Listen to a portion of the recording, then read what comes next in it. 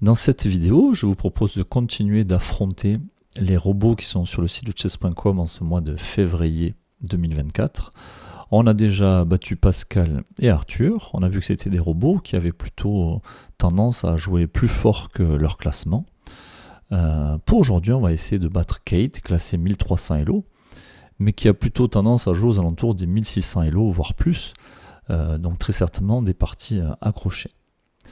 On va rester sur une stratégie adaptée à des joueurs de niveau intermédiaire, où on essaiera de mettre le roi à l'abri après avoir contrôlé le centre, et puis de s'intéresser au dernier coup joué par l'adversaire. On verra que sur les premiers coups de la partie, notre adversaire ici ne va plus offrir des pièces et faire de grosses âneries. Donc on va voir ce que ça donne. Comme d'habitude, je laisse l'ordinateur choisir s'il veut les blancs ou les noirs. On se retrouve avec les noirs.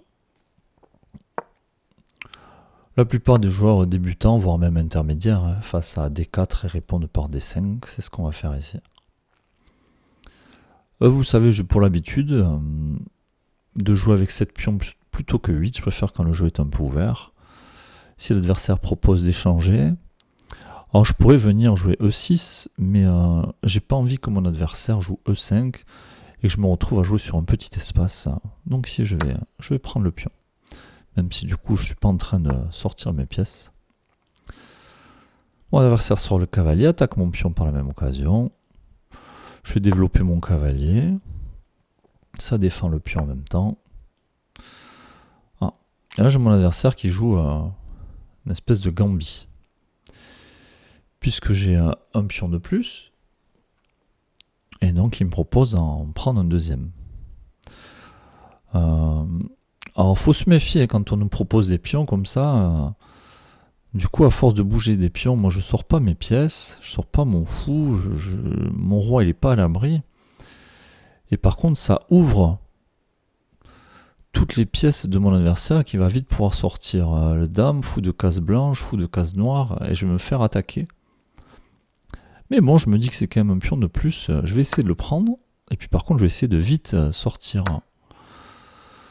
mes pièces, roquer. Donc c'est pour ça que je vais vraiment sortir mon fou en E7 pour essayer de protéger tout ce beau monde. Et m'accrocher à ce pion de plus. Ici, il va falloir que je me méfie. Si la dame arrive, plus le cavalier qui peut venir là, on a du monde qui peut venir. Donc si je roque par là...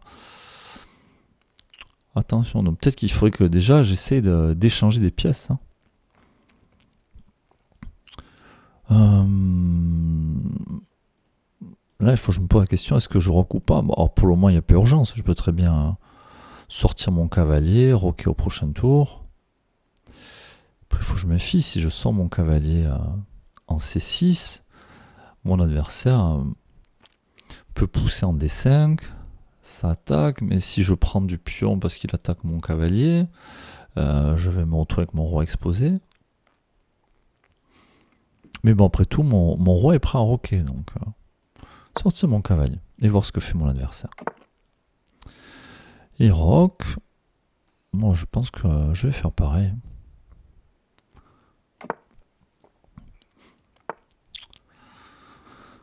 Allez, j'ai un pion de plus. Ça m'intéresse d'échanger des pièces. Donc là, il propose d'échanger le cavalier. Je pense que je vais dire oui.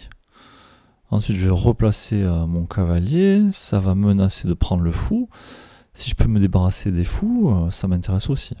Mon seul problème en prenant son cavalier, une fois qu'il aura pris du pion, c'est que mon cavalier qui défend le pion H7 pourra plus être là pour défendre le pion H7. Et donc, il faut que j'envisage ce que je fais face à un coup de ce genre. Si mon adversaire joue dame H5, qu'est-ce qui se passe? Comment je le pars? Après, j'ai aussi ce pion qui est gratuit. Alors gratuit, bien entendu, il faut se méfier. Si je le prends de la dame, mon adversaire pourrait venir faire échec, découverte sur ma dame, récupérer la dame. Sauf que moi, si je prends le pion, je prends le pion sur échec. Du coup, il n'aura pas le temps de jouer ça. Et puis pour le moment, si je prends le pion, il est toujours ma dame serait protégée par le cavalier. Sauf que mon adversaire pourrait supprimer le cavalier. Bon, il y a plein de choses qui se passent ici. Mais je mise son cavalier est protégé par ce pion. Que fait-il si je mange le pion sur échec pour protéger ce cavalier? Et il faudrait que ce cavalier puisse reculer en couvrant l'échec.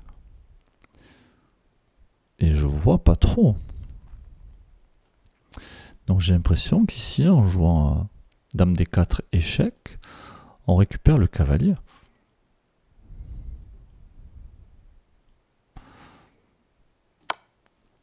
Échec.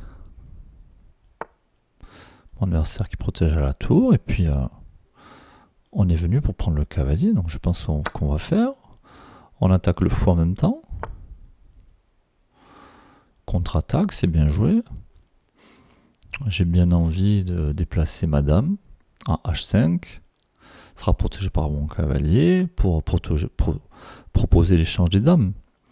Si je fais ça, j'ai peur que mon adversaire vienne avec le fou ici. En tout cas, il faut que je déplace ma dame. De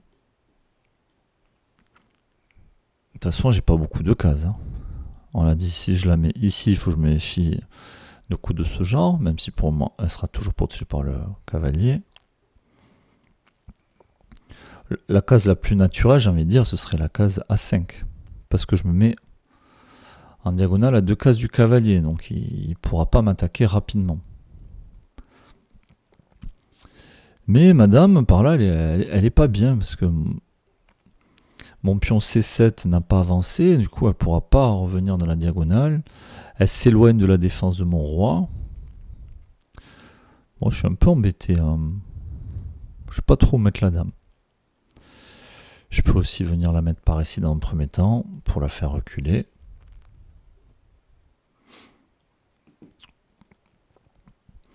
Bon, on va commencer par venir par ici. À mon adversaire qui propose d'échanger des pièces. Avec joie, j'ai du matériel en plus. Et maintenant, ces fous sont vraiment très actifs. Moi, il faut que j'arrive à développer mes pièces et j'ai du mal. Il faut que je commence par déplacer ce fou.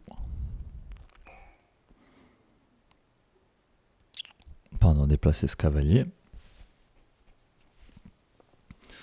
Alors ouais, mon adversaire, il a quand même beaucoup d'activités, certes. Il avait sacrifié un pion au début, il a même un cavalier en moins. Mais je me retrouve embêté. J'aimerais aussi sortir mon fou, mais si pour ça, il faudrait que je joue B6. Mais pour le moment, je perdrai beaucoup de monde là. Ce pion qui commence à être attaqué. Puis je vois quand même ça. Un coup qui m'intéresse, puisque je vois dans la diagonale le roi, la tour, pourra plus bouger sa tour, et donc je pourrais gagner une tour. Son seul coup de défense, finalement, ce serait de mettre le fou en travers, sauf que le fou ne sera pas protégé ici. Donc en fait, je pense qu'ici, on va gagner une tour. Et puis s'il veut contre-attaquer sur ma dame, bon, je ne suis pas plus inquiet que ça, puisque je prendrai la tour sur échec, et ensuite je pourrai déplacer ma dame. Bon, je pense que c'est ce que je vais faire. Et puis s'il prend mon cavalier, ça doublera mes pions, mais j'ai du matériel en plus. Donc on s'attendait à la contre-attaque, bien sûr. Mais je pense qu'ici, on peut manger sereinement. Échec.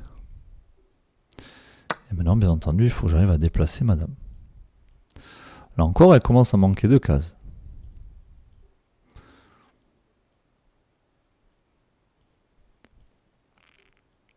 Oh, je m'intéresse à ce coup. L'idée étant de pouvoir ramener ma dame plus tard. Je sors de cet alignement, bien entendu. Et puis mon adversaire ne pourra pas me chasser avec B3, puisque en plaçant ma dame en A4, j'attaque son fou latéralement. J'aime bien cette case, elle défend mon cavalier en même temps. Ok, ben on échange des pièces, ça me va toujours. Je suis content, maintenant ma dame est sur case blanche. Mon fou, le fou de mon adversaire est sur case noire. Je vais pouvoir sortir mon fou, ramener l'autre tour. Il propose l'échange des dames, j'ai du matériel en plus, avec joie. Hein. Puisque là j'ai une tour de plus, j'ai des pions en plus. Maintenant je développe mon fou. Et puis on va ramener les tours. Il y a une colonne ouverte, il n'y a pas de pions, donc je mets ma tour. Et puis on va les mettre à la deuxième tour derrière. Ici j'ai pas peur de ce pion, hein, parce que s'il vient là je prends. S'il commence à menacer des choses avec sa tour, bon. Moi ce que je veux c'est mettre mes tours les unes derrière les autres. Alors je me mets sur case blanche, comme ça je me fais pas embêter par le fou de case noire. Alors ici mon adversaire qui pousse le pion, ça m'arrange complètement. Au moins sa tour ne va plus jouer. Moi je vais mettre mon fou en A8. Je reste sur case blanche pour pas être embêté. Ça y est, j'ai mis mes deux tours les unes en face des autres. Voilà, il déplace le fou, je sais pas trop pourquoi. Alors je vois qu'il attaque ce pion. Mais moi je vois mon fou qui attaque ce pion avec ma tour. Ça ferait échec. Le roi qui pourrait pas descendre, le roi qui peut pas prendre ma tour. Donc sur échec, le roi qui n'a que ces cases-là, et je pense que je gagne son fou dans la foulée. C'est ce que je vais faire. Échec, protégé par mon fou. C'est pour ça qu'on aime les fous, ils visent vraiment de très loin. Et je récupère son fou. Donc maintenant j'ai des pions en plus, une tour de plus, un fou en plus. Et mon adversaire qui propose d'échanger les tours. Mais j'ai très envie d'échanger les tours. Je me dis juste dommage que mon fou puisse pas être là. Hein. Après je peux aussi avancer ma tour pour que ce soit lui qui capture ma tour et moi qui reprenne. Mais en fait je vois un coup meilleur que ça. Cette fois-ci c'est moi qui vais initier l'échange. Pourquoi? Parce que je me dis si jamais je mange sa tour, il va forcément recapturer ma tour avec son roi. Et du coup, ça mettra son roi sur la première rangée. Et en plus, ça mettra son roi sur la colonne F. Ce qui fait que moi, le coup d'après, je vais pouvoir jouer tour D2. Et ma tour va bloquer le roi sur la première rangée. Et ensuite, mon roi et mon fou, ils vont aller s'occuper de grappiller les pions. Et puis, je vais aller pousser mes pions à moi pour aller faire une dame. Et puis, on va mater facilement comme ça. Donc, c'est pour cette raison que c'est moi qui vais manger sa tour. Pour éloigner le roi, pour le mettre au bord de l'échiquier. Voilà, il recapture. Et maintenant, j'en fais un. Alors, bien entendu, il faut que je me méfie. Si son roi s'approche de ma tour, il pourra manger. Pour le moment, il ne crée rien. Mais si jamais à tout moment, il vient s'approcher de ma tour, mais moi, ma tour, elle ne se déplace pas d'une seule case à la fois. Hein, donc, je pourrais facilement m'éloigner du roi. Et c'est pour ça que je ne vais pas aller manger son pion avec ma tour. Parce que je veux que ma tour reste sur cette deuxième rangée. Je ne veux pas que son roi quitte la première rangée. Parce qu'il n'y a que son roi qui peut m'inquiéter. Et même si je voulais être tranquille avec ma tour, l'idéal, ce serait de lui mettre un pion qui la protège. Et c'est ce que je vais faire. Donc voilà, elle bouge. Hop. Je m'éloigne du roi. Alors on pourrait croire que j'attaque le pion, mais en fait pas du tout. Hein. Le pion ne m'intéresse pas pour le moment. Alors là pareil, je vais le laisser capturer. Et s'il capture, je recapture. Mon fou est enfermé, c'est pas grave, j'en ai pas besoin. Hein. Parce que moi ce qui m'intéresse, voilà, c'est d'enfermer son roi lui. Donc son roi maintenant il va passer la partie sur ces cases-là. Il ne pourra pas aller ailleurs.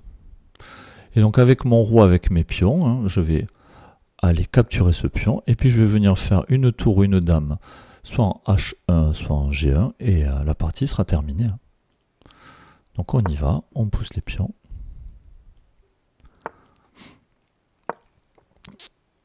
Je crois que mon roi, je ne vais même pas le bouger ici. Donc je pousse. S'il prend, je reprends. Et puis après, je vais à dame. Et si jamais il prend pas, ben on va voir comment il réagit. J'aurais plus qu'à avancer les pions. Il veut pas prendre. Alors je peux capturer son pion, ça change strictement rien. Maintenant j'ai juste à aller faire une dame ou même une tour ici, ça suffira. Hein. Donc mon pion qui protège ma tour et puis son roi qui se promène là, il peut rien faire en fait. Et mon fou, j'en ai plus rien à faire, donc je continue. Et au prochain coup, on sait que ce sera échec et mat. Et si on a le choix, on peut même faire juste une tour. Échec et mat. Bon voilà, j'espère que la partie aura été instructive, qu'elle vous aura plu et que vous vous êtes rendu compte que Kate, mine de rien, elle est loin de jouer à 1300 Elo. Hein. On voit que sur les premiers coups de la partie, il n'y avait pas d'erreur. Donc voilà, je vous laisse essayer d'affronter ce robot. Maintenant, si vous êtes plutôt classé aux alentours des 800-900 Elo, ou voire moins, vous allez avoir beaucoup de mal à la battre. A bientôt!